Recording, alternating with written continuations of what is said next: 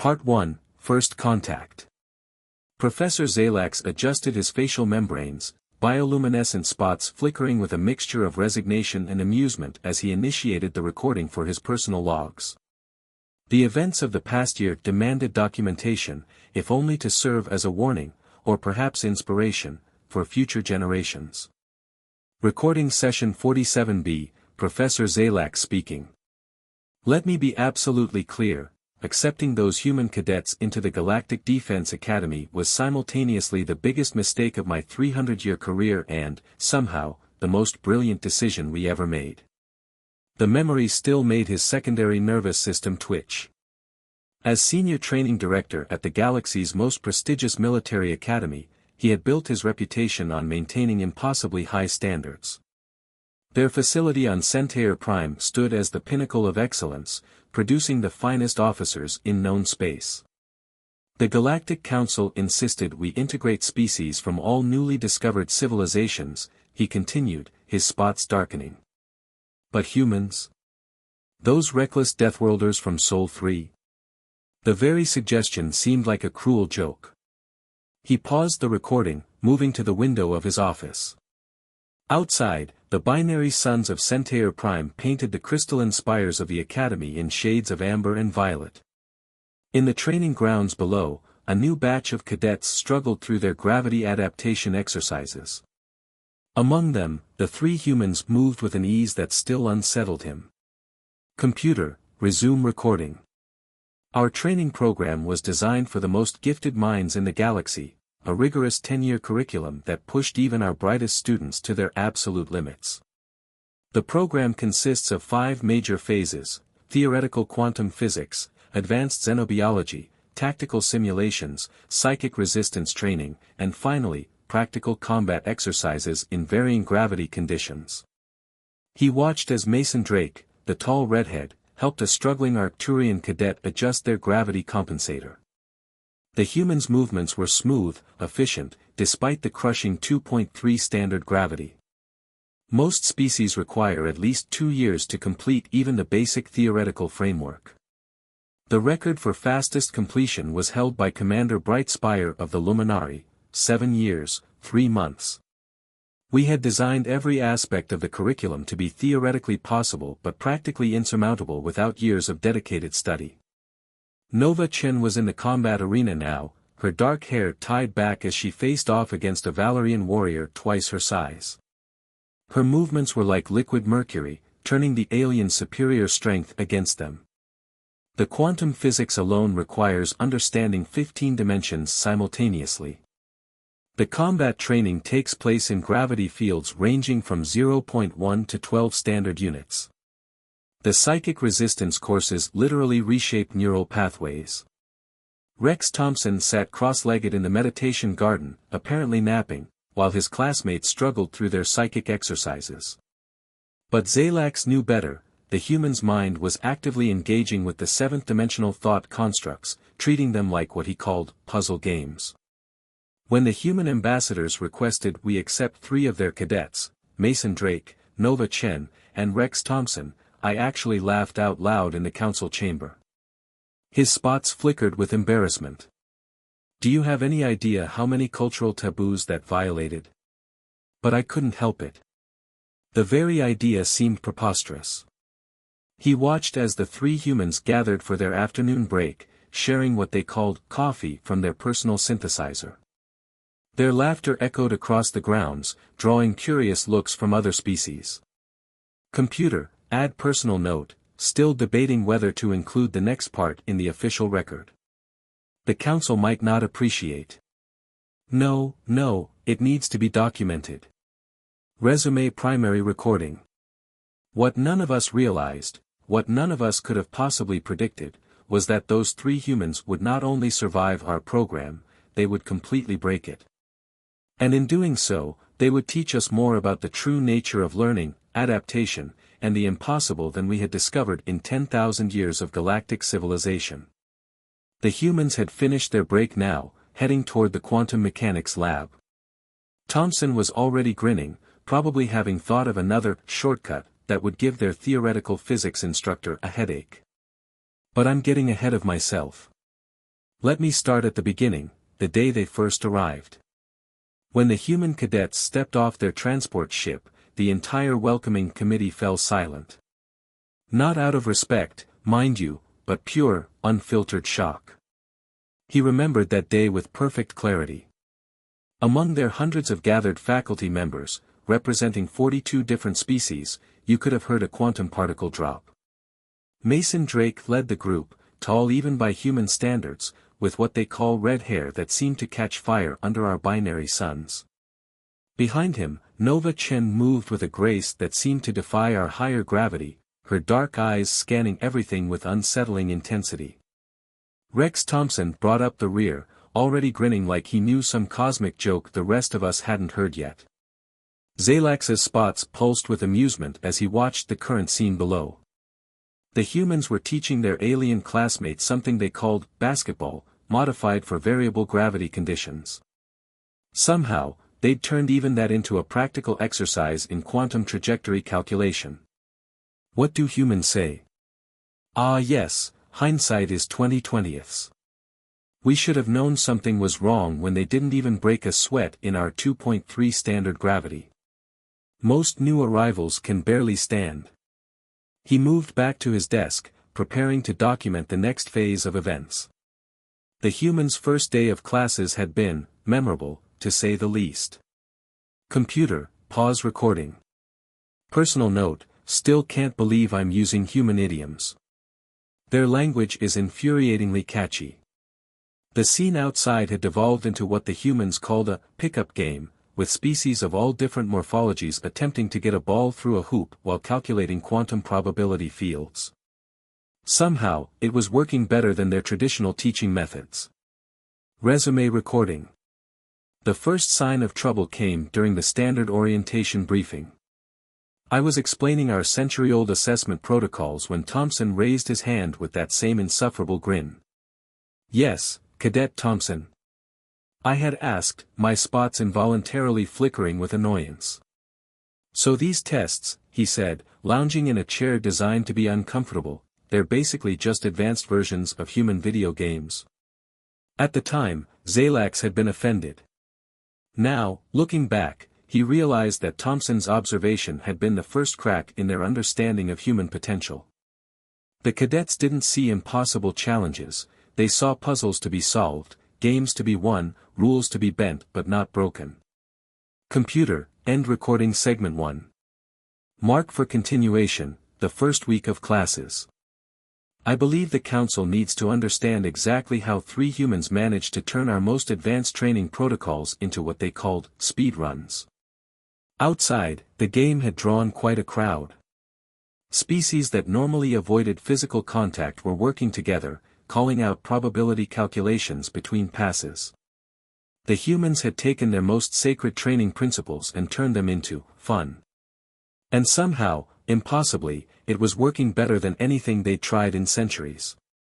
Professor Zalax's spots flickered one final time as he prepared for the next recording session. The humans had changed everything, their understanding of learning, of adaptation, of potential itself. And they were just getting started. The Christmas party hadn't even happened yet. Breaking the system. Resume recording session 47B2, Professor Zalax announced, his bioluminescent spots cycling through shades of azure and gold as he recalled the events of that first month. The humans' approach to our quantum physics curriculum was our first indication that we had severely miscalculated. He pulled up the original incident report on his holodisplay, the characters swimming in the air before him. The timestamp showed it was just 3 days after classes began. Instructor VYX-427 reported that Cadet Thompson had completed the introductory 15-dimensional calculation exercise in.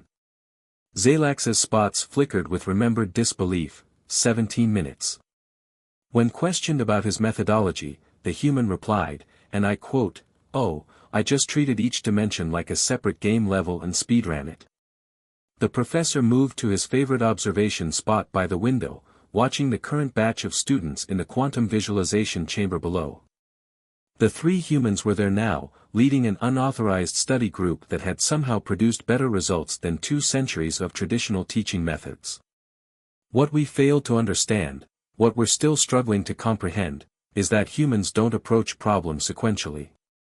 While our most gifted students might take months to master perceiving each additional dimension, humans simply accept them all at once. As Cadet Chen explained, it's like those magic eye pictures from Earth. You either see it or you don't.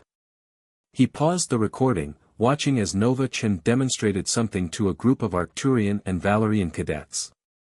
She was using her hands to shape probability fields like clay, molding quantum potentialities with the casual ease of a child playing with blocks. Resume recording. The quantum physics breakthrough was just the beginning. 1 week later, during the advanced xenobiology practical exam, Cadet Drake revealed another uniquely human approach to problem solving. The memory made his spots pulse with a mixture of horror and admiration. The exam required students to predict how different species would react to various environmental stimuli. While most students painstakingly calculated biochemical reactions and neural responses, Drake simply wrote stories. He pulled up Drake's exam answers, still preserved in the Academy's archives. When asked how a Pyrillian would respond to sudden exposure to methane gas, instead of providing the expected technical analysis, he wrote, "Having evolved on a nitrogen-rich world, the Pyrillian would probably feel like I did that time I had too much spicy food at a Mexican restaurant. They'd get really uncomfortable, their primary gas bladders would inflate, and they'd desperately look for a way to normalize their internal pressure." Zalax's spots darkened. The most infuriating part? He was absolutely correct. By applying what humans call empathy and common sense, he achieved a higher accuracy rate than our quantum probability models.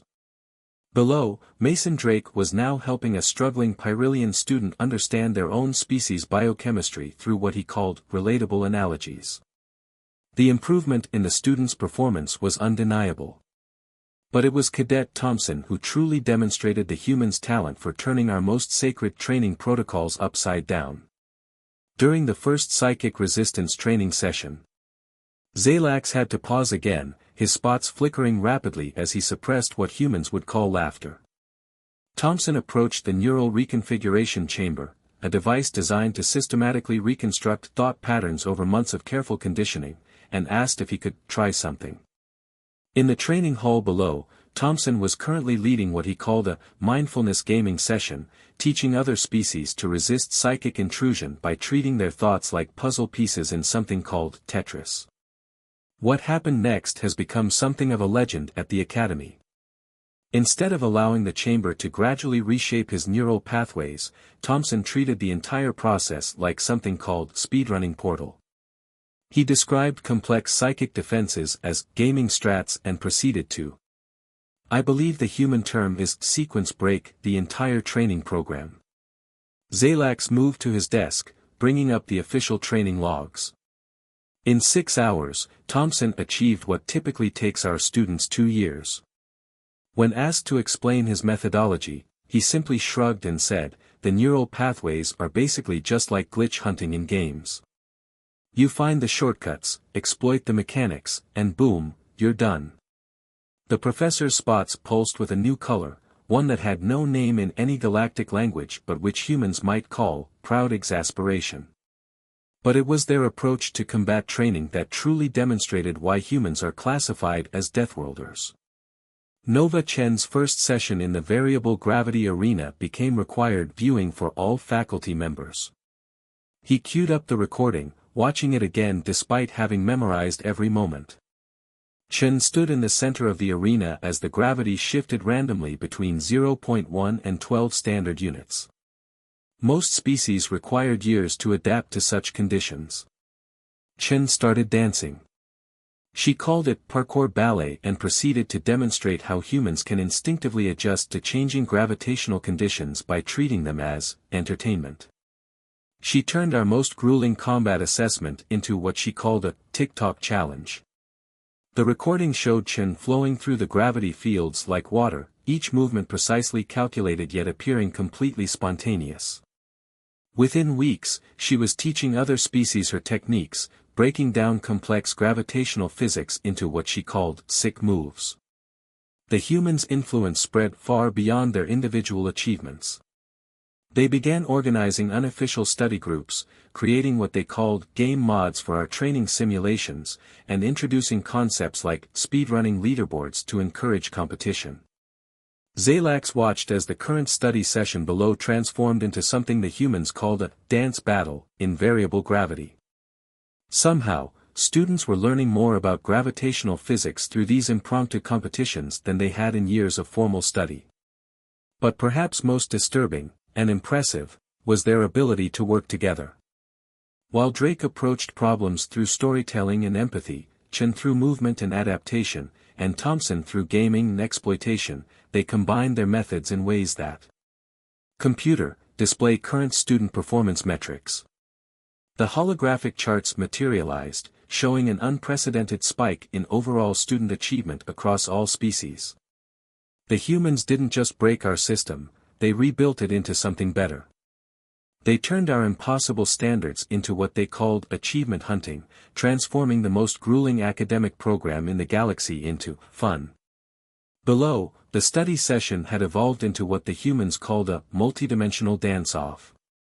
Species that once struggled to comprehend four-dimensional space were now casually manipulating 15 dimensions in rhythm to something called K-pop. But we should have known it wouldn't last. We should have recognized that humans don't just break systems, they revolutionize them. And when they mentioned something called a Christmas party, Zalax's spots flickered with anticipation. Computer, pause recording. Mark for continuation, the cultural exchange incident. I believe the Council needs to understand exactly how a simple human holiday celebration led to the most significant advancement in galactic military training since the founding of the Academy. He watched as the humans began teaching their classmates something called the Macarena, in zero gravity. Somehow, they'd incorporated quantum probability calculations into the dance moves. And to think, he muttered, his spots pulsing with what might have been amusement, this was all before they introduced the concept of holiday spirit to a facility full of psychically sensitive species. The Christmas party was still 2 weeks away, and already he could feel the ripples of change spreading through the academy. The humans were about to teach them all a lesson about celebration, chaos, and the true meaning of adaptation. Cultural exchange. Recording session 47B3, Professor Zalax began, his spots cycling through festive patterns he'd unconsciously picked up from the humans' holiday decorations. The concept of Christmas first arose during what the humans called a cultural exchange workshop, their innovative solution to rising tensions between species. He gestured to his office window, now adorned with something called fairy lights that Thompson had insisted would improve the quantum harmonic resonance of the building. Surprisingly, he'd been correct. It began 3 months into the term. The humans noticed that despite improved academic performance, many species were still maintaining rigid social boundaries. Their solution was unprecedented. The professor pulled up the official proposal the humans had submitted. His spots flickered with amusement as he read their formal request, to promote interspecies understanding through the time-honored human tradition of hanging out and vibing. We should have known something was different when all 3 human cadets collaborated on the proposal. Drake handled the diplomatic language, Chen designed the social integration protocols, and Thompson turned the entire thing into what he called a massive multiplayer social game. Below his office, the main courtyard had been transformed. What was once a sterile training ground now featured gathering spaces designed for every known species' comfort requirements. The humans called it the common room. The first cultural exchange session focused on food. Each species was encouraged to share a traditional meal, modified to be safely consumed by other species through molecular gastronomy. Drake introduced something called pizza, which, despite being relatively simple, became an instant hit among 17 different species. Zalax's spots pulsed with remembered surprise. The Arcturians, who normally communicate through crystalline resonance, discovered they could use the varying textures of toppings to convey complex emotional states. The Perillians found that the circular nature of pizza perfectly represented their philosophical concept of eternal return. He brought up another recording, showing Chen teaching a group of traditionally solitary Valerian warriors the human concept of sharing slices. But it was Thompson who truly elevated the exchange. He introduced what he called gaming nights, social gatherings where species would share their traditional decision-making challenges.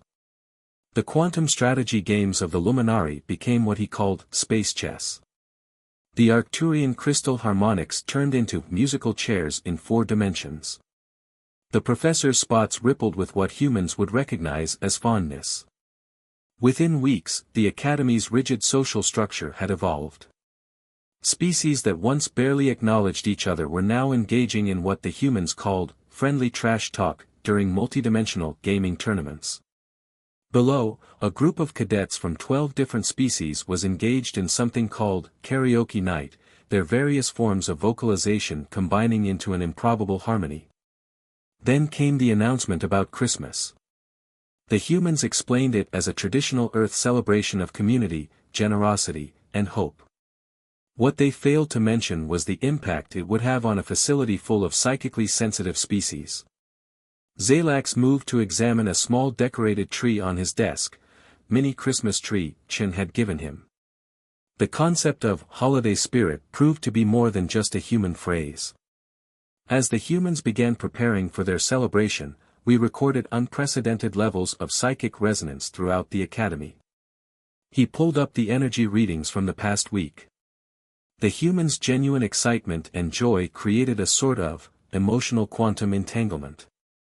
Species that normally shield their thoughts began unconsciously sharing feelings of anticipation and warmth. The Arcturians started spontaneously crystallizing in patterns of red and green. The professor's spots shifted to match the colors of the fairy lights. Drake's storytelling about Earth's winter festivals captured the imagination of even our most logical species. The Luminari, who pride themselves on pure mathematical thinking, began calculating the optimal angles for something called snowflakes in 15 dimensions. Chen's introduction of holiday decorating turned into an academy-wide competition. Each species interpreted Earth's traditions through their own cultural lens. The Perillians created plasma-based Northern Lights displays. The Valerian warriors applied their battle planning skills to organize something called Secret Santa across 42 different species. He gestured to a holographic display of the Academy's main hall. But it was Thompson who truly catalyzed the transformation. He introduced the concept of Christmas gaming achievements and somehow turned the entire holiday preparation into what he called a massive multiplayer crafting quest. Zalax's spots pulsed with a mix of concern and amusement. Species began collaborating on increasingly elaborate holiday projects. The Arcturians and Perillians worked together to create crystalline decorations that changed color based on nearby emotions. The Luminari developed a quantum probability algorithm to ensure perfect gift matching across the entire student body. The humans' enthusiasm proved contagious. Even our most reserved instructors found themselves drawn into what Thompson called the holiday meta. Professor VYX, for 27, who hasn't altered their molecular structure in 3 centuries, began shifting their electron configuration to twinkle like Christmas lights. Below, a group of students was attempting to teach the Valerian warriors the concept of caroling. The warriors' natural battle harmonics actually produced a haunting version of something called Silent Night. But we should have recognized the warning signs. The increasing psychic resonance, the unprecedented levels of interspecies cooperation, the quantum harmonics of all those fairy lights. We were so caught up in the humans' holiday spirit that we missed the approaching danger. Zalax's spots darkened slightly. Computer, display security feeds from the week before the incident. The holographic images showed the Academy humming with activity. Students of all species working together on decorations, sharing traditions, their combined psychic energy creating patterns that should have been impossible. We had inadvertently created something unprecedented, a psychic resonance field powered by what the humans called Christmas cheer. The energy readings were off our scales, but we attributed it to the human's natural ability to generate emotional responses.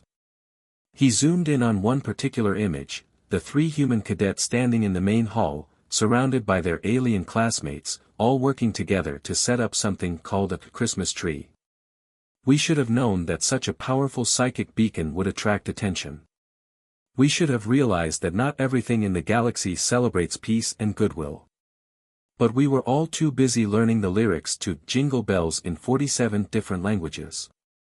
Zalax's spots pulsed with the memory of what happened next. Computer, pause recording. Mark for continuation, the night of the party. The Council needs to understand exactly how a human holiday celebration became our first line of defense against them. He looked out at the Academy grounds, where current students were already beginning preparations for this year's Christmas celebration. After last year's incident, the holiday had been officially incorporated into their tactical training program. And to think, he mused, his spots twinkling like fairy lights, we once believed humans were merely reckless. We hadn't yet learned that their real power lies not in breaking systems, but in bringing people together, even when the fate of the galaxy hangs in the balance. The Christmas party was approaching, and with it, the anniversary of the night that changed everything. The night they all learned that sometimes the best defense isn't advanced technology or tactical brilliance, but the simple human concepts of celebration, unity, and what Thompson had called the power of Christmas gaming strats. The party begins.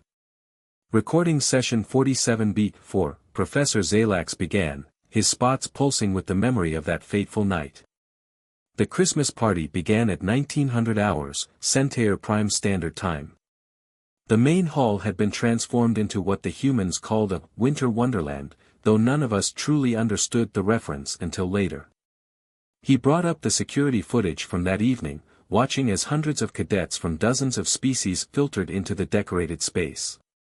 The Arcturians' crystalline forms sparkled with reflected light from thousands of quantum-harmonized fairy lights.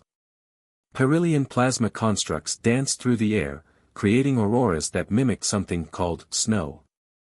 Cadet Drake had spent weeks teaching everyone Earth holiday traditions, modified for each species' unique biology and cultural framework.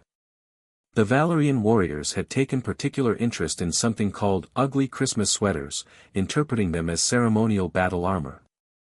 The footage showed Mason Drake orchestrating what he called the buffet line, ensuring every species had access to molecularly adapted versions of traditional Earth Christmas foods. The humans had somehow convinced our molecular gastronomy department to recreate something called eggnog for 42 different biochemistries. The Luminari were particularly fascinated by its non-Newtonian fluid dynamics. Chen had organized what she called holiday games, incorporating elements from every species' cultural celebrations. The sight of Pyrillian energy beings attempting to pin the tail on the reindeer in 4 dimensions would have been amusing if we'd known what was coming. Zalax's spots darkened momentarily. And Thompson. Thompson had turned the entire celebration into what he called an epic multiplayer holiday event, complete with achievement tracking and leaderboards. He'd somehow gamified the concept of Christmas spirit itself. The professor moved to his window, looking out at the current academy grounds as he remembered that night. The psychic resonance was unprecedented. The combined joy, excitement, and community feeling from hundreds of cadets created harmonic patterns we'd never seen before. The Arcturians began spontaneously forming crystalline structures that perfectly matched Earth Christmas carols. He pulled up the energy readings from that night. At 20:37 hours, we recorded the first anomaly. The quantum harmonics from all those fairy lights, combined with the emotional resonance of the celebration, created what Thompson later called a Christmas spirit feedback loop.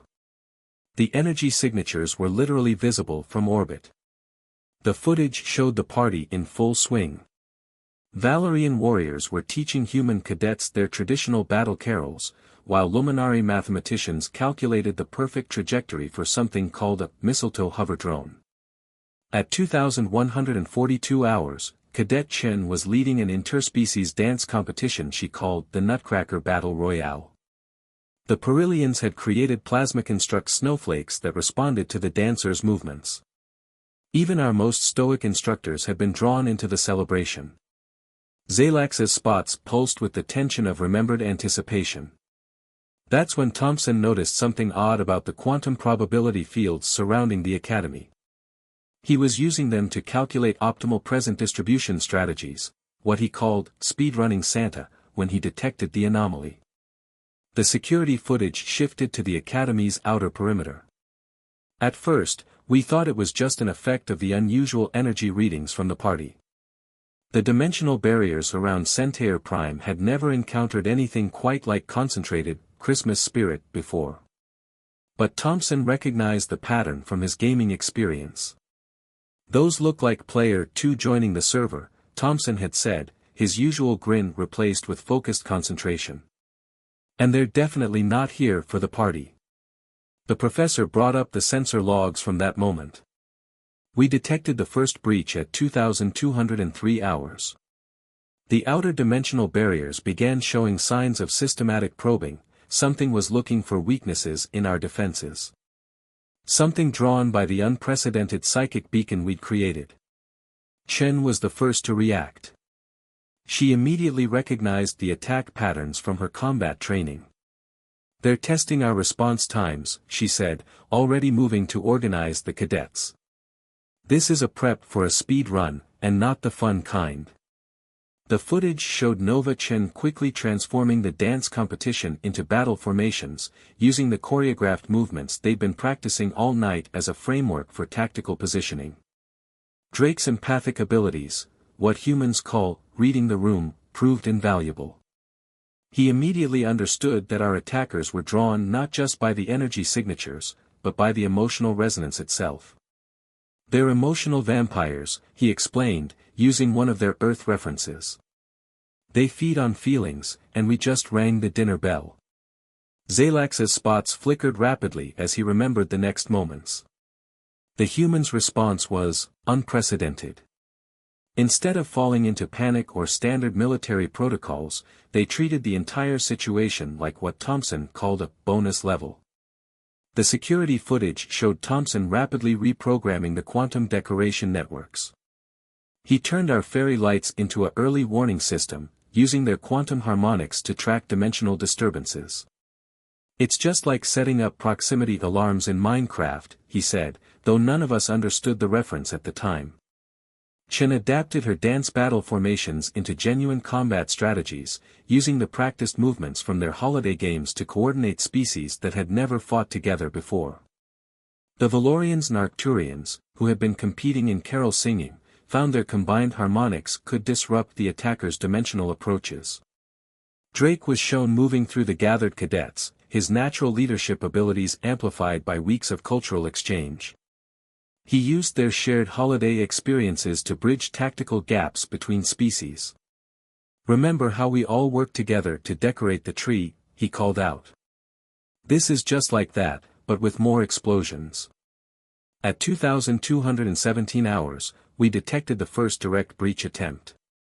The barrier between dimensions began to tear, creating what Thompson described as spawn points around the Academy perimeter. The entities emerging from these rifts were unlike anything in our records, beings of pure anti-emotion, drawn to our celebration like moths to a flame. Zalax's spots pulsed with anxiety at the memory. But the humans just smiled. Thompson actually laughed. Finally, he said, a real holiday event. Time to show these guys how we do Christmas on Earth. The professor paused the recording, his spots cycling through complex patterns of emotion. Computer, mark for continuation, the Battle of Christmas Eve. The council needs to understand exactly how 3 human cadets turned a holiday party into the most effective defense strategy in Academy history. He looked out at the current Academy grounds, where students were already preparing for this year's celebration. After last year, Christmas had been officially classified as both a cultural event and a tactical training exercise. The next 30 minutes would rewrite everything we thought we knew about warfare, celebration, and the human capacity for turning any situation, even an interdimensional invasion, into what Thompson called the ultimate holiday gaming achievement. Chaos and Victory. Final recording session 47 beat 5, Professor Zalax began, his spots glowing with an intensity that matched the quantum-enhanced fairy lights still decorating his office. What happened next would forever change our understanding of both human nature and the true power of celebration.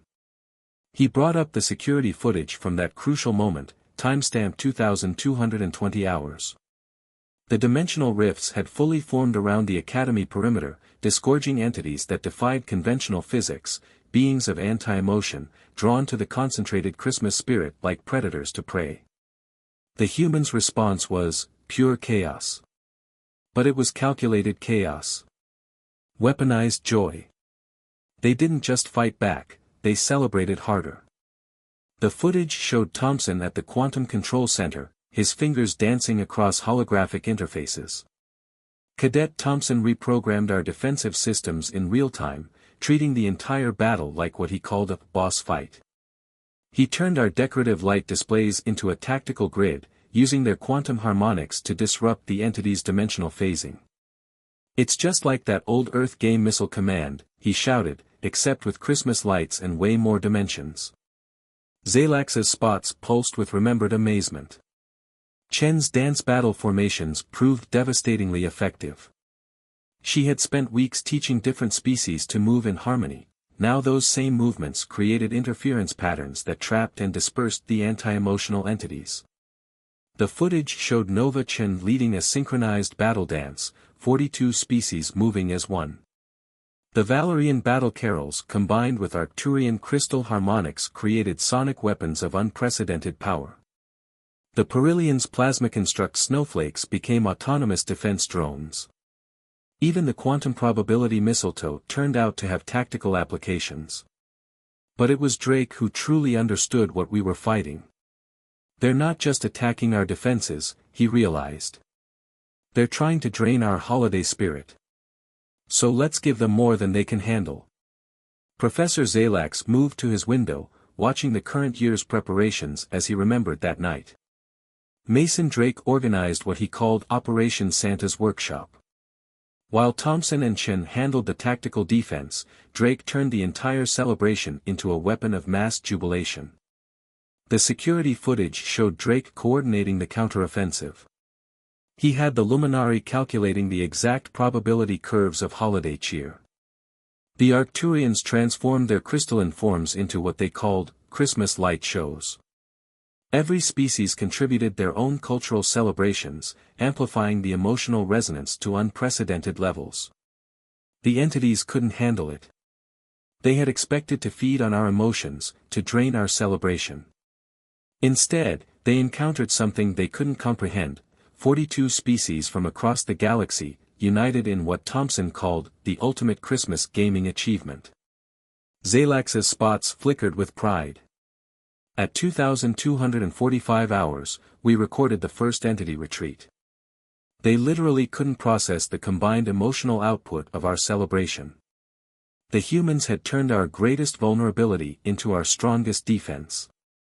"Keep partying," Thompson shouted, treating the retreat like a game objective. "They're dropping loot." The footage showed the entities leaving behind strange crystalline structures as they fled, emotional resonance crystals that would later revolutionize our understanding of dimensional physics. Chen adapted the Nutcracker Battle Royale choreography into pursuit formations. "Chase them with Christmas cheer," she called, leading teams of cadets in what she called the most epic holiday flash mob ever. The professor's spots pulsed with amusement. Drake organized the final push, combining every holiday tradition into what he called a multicultural celebration smackdown. The Valorians performed Christmas carols as war chants. The Perilians created plasma constructs of Earth reindeer charging through dimensional rifts. The Arcturians crystallized into shapes that somehow represented both their traditional victory formations and something called candy canes. By 2300 hours, it was over. The entities had fully retreated, leaving behind only scattered emotional crystals and what Thompson insisted on calling rare holiday event drops. The dimensional barrier stabilized, strengthened by the lingering resonance of our celebration. Zalax brought up the final sensor readings from that night. But the real victory wasn't just military. In those 40 minutes of chaos, we had achieved something unprecedented, true unity across 42 species, brought together not by protocol or necessity, but by the simple human concept of shared celebration. The humans, naturally, insisted on continuing the party. Best Christmas ever. Thompson declared, already turning the battle data into what he called achievement statistics. Chen incorporated the defense formations into new holiday dances. Drake began collecting everyone's stories of the battle, creating what would become known as the Christmas Combat Chronicles. The professor's spots shifted to match the festive colors still decorating his office. The council, in their wisdom, has officially designated Christmas as both a cultural celebration and a tactical training exercise. The emotional resonance crystals left behind by the entities have revolutionized our understanding of dimensional physics, psychic energy, and the power of collective joy. This year's celebration preparations are already underway. The humans have promised something they call, Christmas, New Game Plus. Thompson is designing what he calls, Holiday Raid Boss scenarios. Chen is choreographing defensive formations disguised as party games. Drake is teaching new cadets the art of tactical celebration. Zalax moved to his desk, where a small Christmas tree still stood. Computer, final notes for official record, the Christmas party incident, as it's now known, proved several key points about human nature. Their ability to turn chaos into strategy, to weaponize celebration itself, and most importantly, their talent for bringing diverse species together in ways we never imagined possible. The entities haven't returned, perhaps warned off by what Thompson calls our server reputation. But we maintain readiness through annual celebrations, combining tactical training with genuine joy in a way that only humans could have conceived. His spots twinkled like fairy lights as he prepared to end the recording. The humans didn't just break our training system, they transformed it. They taught us that true strength lies not in rigid protocols or advanced technology, but in the ability to come together, to celebrate, to find joy even in the face of dimensional horror. And perhaps most importantly, they introduced us to something they call, holiday spirit, a force that, when properly channeled through 42 species, quantum-enhanced fairy lights, and the pure chaos of human celebration, is powerful enough to defend against any threat the universe might throw at us. Final addendum, Thompson has just informed me that this year's Christmas party will feature something called, multiplayer permadeath hardcore mode with festive skins. I'm not entirely sure what that means, but given their track record, I suspect we should prepare for anything. End recording session 47B5. Mark as complete. File under, Human Integration Success Stories and Tactical Holiday Protocols. Professor Zalax looked out one last time at the Academy grounds, where preparations for this year's celebration were already beginning. The humans had changed everything, their understanding of training, of warfare, of celebration itself. And somehow, impossibly, they had made the galaxy a brighter place in the process. Christmas at the Galactic Defense Academy would never be the same. And that, as the humans would say, was the greatest gift of all.